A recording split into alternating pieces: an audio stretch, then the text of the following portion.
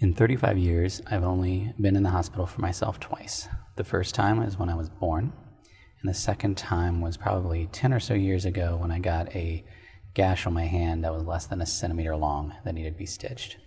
Outside of that, never had any major health or medical issues. So it's kind of crazy that right now I'm recording from a hospital room wearing a hospital gown with not just a microphone wire coming from me, but many, many, many other wires all over the place. And basically, I'm in the hospital because I blacked out this past Friday while eating dinner at a restaurant. I had to stay in the hospital because there's a family history of heart issues, and so they wanted to look into my heart just to check some things off, make sure it was okay. And along the way, we're starting to realize that maybe my heart is not okay. So it's crazy. When I blacked out, I thought I would only be in the hospital for one night, and now I'm on my 5th day here. So this is a special episode recorded live from my hospital room. And one thing I do know is that God is God and God is good, and He is present and active. And so I'm trying to make space to think through what it is that He could be doing, saying, or teaching. But what's been really encouraging is that in this whole time, I've had a peace. And a big part of that peace comes from things that I've shared in previous episodes, that God has been so present and active, that He has been saying so much that I can't help but to know that He is here. And so I don't have to worry about how long I'm here, how much it's going to cost, what they might find. In fact, part of that is the story of how the blackout actually happened, which I recorded a few nights ago. I don't even remember what I said, but I'd like to start there because I think having that as a starting point is helpful to understand why I'm so confident that God is present and active. You're listening to episode 10 of the Where Did You See God podcast.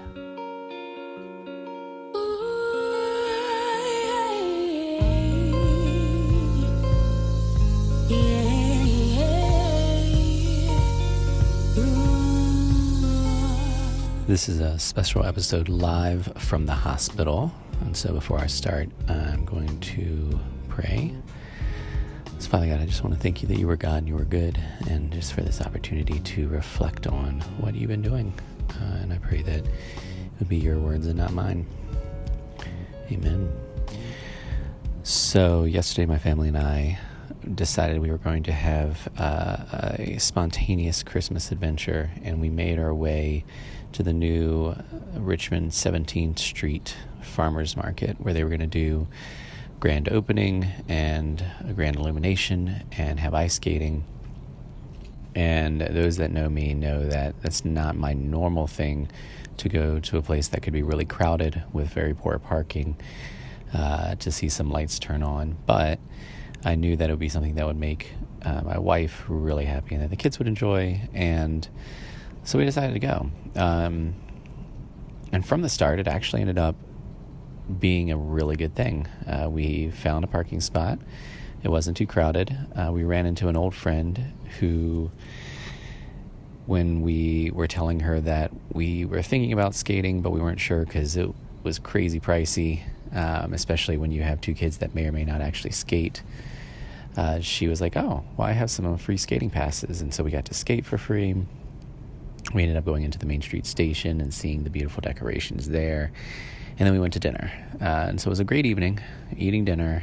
And I was wearing the Apple Watch that I fortunately had subsidized by Aetna. So thank you, Aetna, for the very, very, very inexpensive Apple Watch. But I got a warning that I'd never seen before that basically said, hey, you have been sitting still for 10 minutes and your heart is racing. And it was in red font, and I was kind of caught off guard because I was like, I've never seen this before, and also, what does this mean? So I put my fingers to my neck to feel my pulse, and sure enough, it was going fast. And then suddenly I just felt out of it. It hit quick. I felt disoriented, and then the next thing I know, everything goes dark, and there's a woman holding me in my chair. I don't know who this woman is. I'm very confused. I can't see her because my vision is almost entirely black. I could see the highlights of things. And I can hear her voice. My brain is struggling to keep up with the questions to be able to answer. And slowly I'm coming to. I can tell my wife is there, and she's trying to figure things out. I start to pick up that something serious has happened, that a lot of people are alarmed, and that 911 has been called. And so, just to tell you how my mind works, I'm so frugal that I'm like, oh man, I need to come out of this because I don't want to pay for an ambulance. But they had already been called. They come in, and by the time they came in, my vision was back to normal. Still seemed a little blurry. I was able to walk out and climb into the ambulance. No idea what had happened. All I knew is that I blacked out. And as I was walking from the table, somebody asked how long the experience had been. And the woman that had been holding me said that the whole event had taken about 10 minutes, which shocked me because for me, the whole experience was 1 minute. And here's what I came to find out.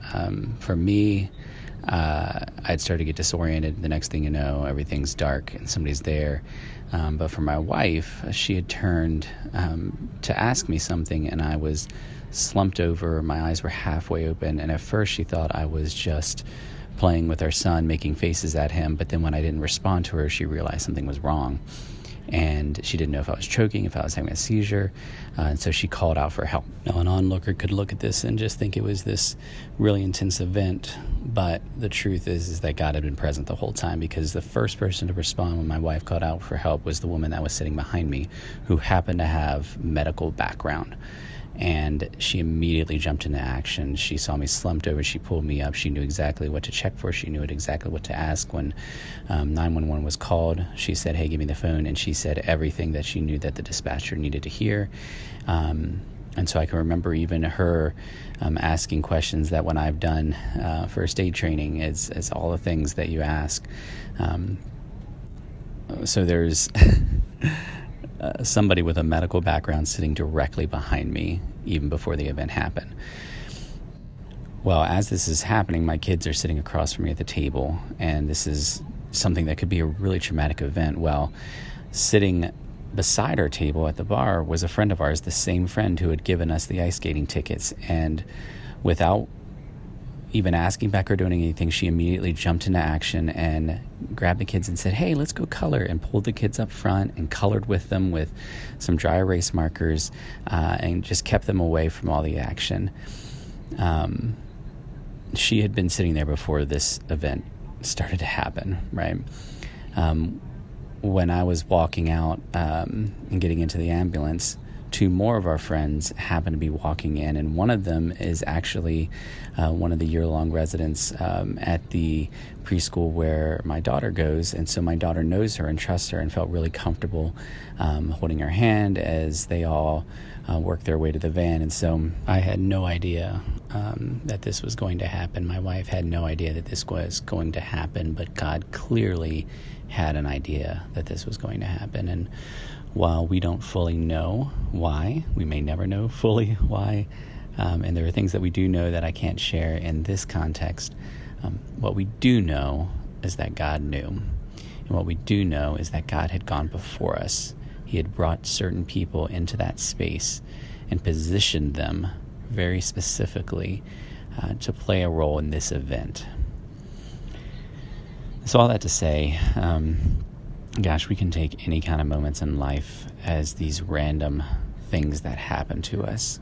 But what if we actually believed that God was present and active? What if we actually believed that God was at work even when we had no idea there was something to be worked on? How would that change how we go about our day? How would that change how we respond to unexpected trials or unexpected events? And so I'm really grateful that God did show up like he did. It was a great immediate peace to my wife, who had no idea what was going on or what to do, and people swooped in and were there for her. But I do believe that God's doing something even beyond the singular moments of that evening. and I'm now sitting here night 2 in the hospital, having discerned some things, wondering about other things. Some things are huge unknowns, but I sit here with a confidence that God is aware and He is present and active and moving, because He made it evident on Friday night in that restaurant.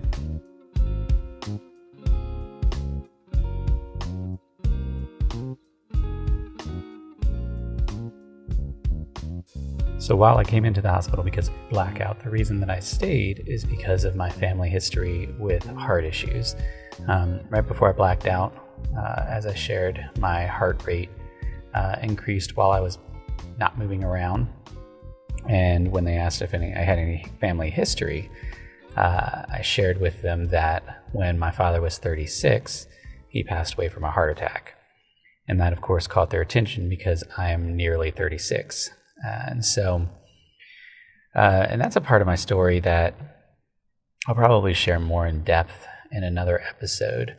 But my father passing definitely shaped parts of who I am and parts of how I understand and experience the world. My desire to be a good father. But one thing that's really significant to this story is the fact that because my father passed away when he was 36 from a heart attack, I have spent the last 30 years with some significant unknowns about my heart. A few years ago, I went to my primary care doctor and got an EKG done, and everything looked fine. But even in doing that, I knew that I really couldn't know for sure if my heart was healthy. And sometimes I wouldn't think about it, but the times that I would be during times of significant stress. In a previous episode, there's a clip of me sharing about 2017 being hard, and that was probably the time that this part of my story stood out so much, because I was experiencing pretty significant stress at work, pretty significant stress around the purchase of and eventually renovation of our home. And if there was ever a time for me to worry about whether my heart could handle my life, it was then. And I remember then being specifically struck because the night that my father passed away was the first night in our new house. And here I was, 2017, about to move into my family's new house. And so it wasn't lost on me or my wife or my mom that this was significant, that there is a chance that something could be wrong with my heart. There is a chance that I could have a heart attack. And so I've been living in this place of unknown for a while because there's very little one can do. And so when I came in for the blackout and they heard about my heart rate increasing and they heard about my family history, they wanted to be thorough. And so what we thought was going to be just a couple hours stay in the emergency room and then cleared to go and just kind of let us know if anything happens, ended up being multiple days. For those who've been in the hospital, you know that if you come on the weekend, you're going to stay a little longer than if you had come on a weekday. And so that played into it. And a big thing that's played into it as well is the number of tests that have been done. So I've had 2 EKGs, or you can also call them ECGs, I've learned. I've had an echocardiogram, which is basically an ultrasound for the heart. So now Becca isn't the only one who has had an ultrasound in the family. And I just today finished my second MRI, which is an experience in and of itself. And the whole time, lab tests were coming back fine. The ECG was coming back fine. But then they would notice some slight abnormalities that they weren't worried about. We did the MRI, and that's when they noticed that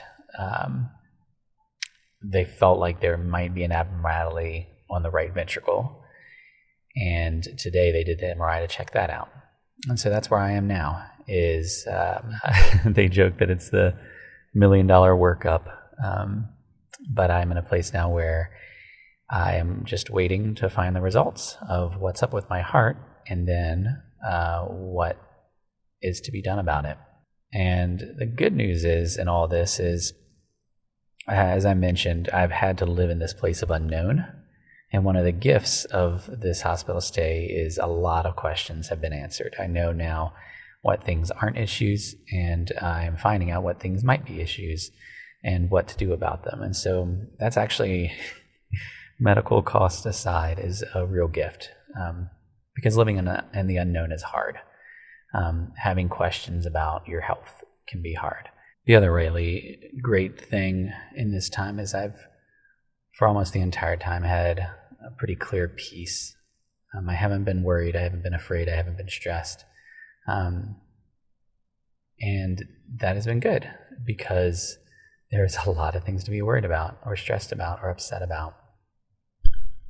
One final piece that's interesting is that when my father passed away, my mom kept hold of their 2 wedding bands and had always wanted to do something to share those with the 3 kids that called him Dad.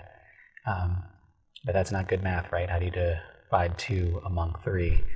Well, what she ended up doing is she had come across a jeweler in Ashland, and they decided to melt down the 2 gold rings and to fashion them into 3 cross necklaces. And my dad's ring, which was bigger, was melted down to become the cross itself, and then my mom's ring was melted down to become something in the middle of that cross. And for me, mine is a descending dove. And my mom gave these to us as gifts in 2002, and I have never taken it off since then, 16 years, until today. And it's just interesting to me that the reason that I had to take it off was the very reason why I'm even able to have that necklace in the first place, heart issues. I don't know yet what that means, if there's any symbolism in it, other than the fact that I love that it is a cross that I've worn around my neck, the reminder of not just the suffering that Jesus endured and the hardship that a life like his represents, but also the hope, that descending dove, the promise that God was saying, "This is my son with whom I'm well pleased." The dove is a symbol of promise that to Noah when there was the flood, and he said they sent the dove out and came back, and life was coming back. So this symbol that I've worn around my neck for 16 years is serving as a reminder that a life-serving God will be hard, but God promises to be present, to provide, but also he promises a life that is far greater than anything we could imagine. And so I'm just grateful that in the midst of this time that can be very frightening, God is giving these little moments, little reminders, little nuggets. In fact, some of the funniest things are, I have a number of friends who work here in the hospital that I've gotten to see. One of our friends from church actually works on the floor where I am. One of our friends is a pediatrician. He's our kids' doctor, and he actually came in, and actually when he visited, it was the perfect timing when we were having to work through some situation that he had the expertise to know how to work through. And so I ran into somebody who's working here who used to be a teen when I worked at the Boys and Girls Club, and she was so excited to see me. I ran into another guy who I knew from the Boys and Girls Club, who was the transportation guy to get me from MRI back to my room. And so, all of these are just little moments that God is just saying, hey, I want you to remember that I'm here. I want you to know that I'm present. I want you to know that I see you. And I think he's doing that for everyone that's listening to this as well. I feel like God is dropping these little hints, these little moments, these little reminders to let you know that he sees you, he knows you, he's with you. And that nothing, no challenge, no difficulty, no fear, no health issue can separate you from the love God has for you. You will run and dance through the streets, shouting praise to the one. You're healed, you're clean. Go out, tell the people what you've seen. Revived in him, new life in him. The truth is, my current situation could be looked at from 2 very different perspectives that would yield 2 very different responses. The first is this. I'm currently in a season where I've lost my job, where I'm working through a lot of things, where I am now dipping into my savings, where I currently don't have a job prospect. And so financially, we are already in a tight space and already cutting back. We also know that in a month we have another child coming, and that we will also be losing some of my wife's income when she's on maternity leave. So in this place of financial strain, we are now suddenly taking on significant financial burden from a multiple day hospital stay with MRIs and other tests. And on top of that, there's also the new fears of whatever is happening with my heart. There's also the fear that my wife and family may be experiencing, the trauma they may have to work through. And that's a hard place. That's an unfair place. That's a frightening place. But it's also a real place. But that's only one perspective. The other perspective is this.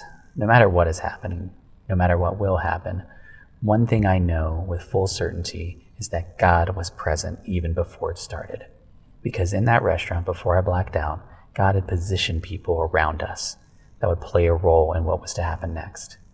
And so as I've gone through this time, in the midst of the unknowns, one thing that has brought me peace has been knowing that even if I don't know, God very clearly knows. Throughout this experience, when I could have felt fear, I was reminded of God's presence because of a person who would walk in, or somebody that I would know that would be part of the transportation to or from the MRI. And so this is the important thing. Whatever you're experiencing in your life, God knows. Whatever fears you have, no fear is greater than God's power. Whatever unknowns you're experiencing, God has a plan for you, and God can do things that are far abundantly more than you could ask or imagine. And so when we're in those positions, we have the opportunity to either take the perspective of fear or take the perspective of knowing that we serve a God who is God, and a God who is good, a God who loves us deeply. So I don't know what's next. This story is definitely not over. There may be another episode. I do want to thank everybody who's been praying for us in this time. I want to thank people who have visited, who have provided for my wife and family. But if there's one thing you can do right now, it's this.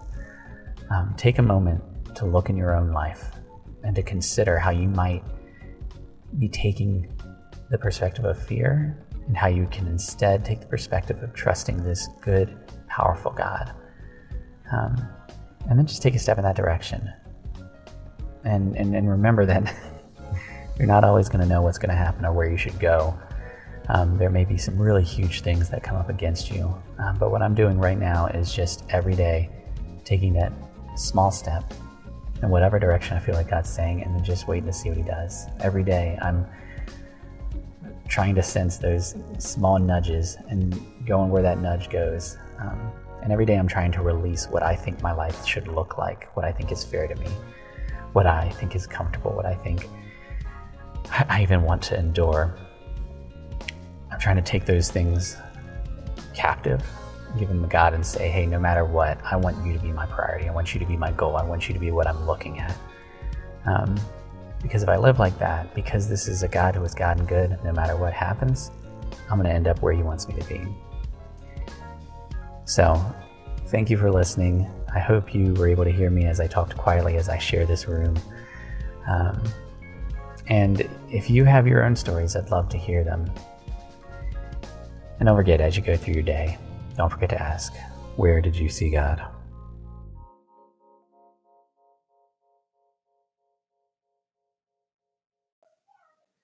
Thank you so much for taking the time to listen to the Where Did You See God podcast. And I would love for your stories to be a part of it as well. So there are a number of ways that you can do that. You can check out our Facebook page at Where Did You See God podcast.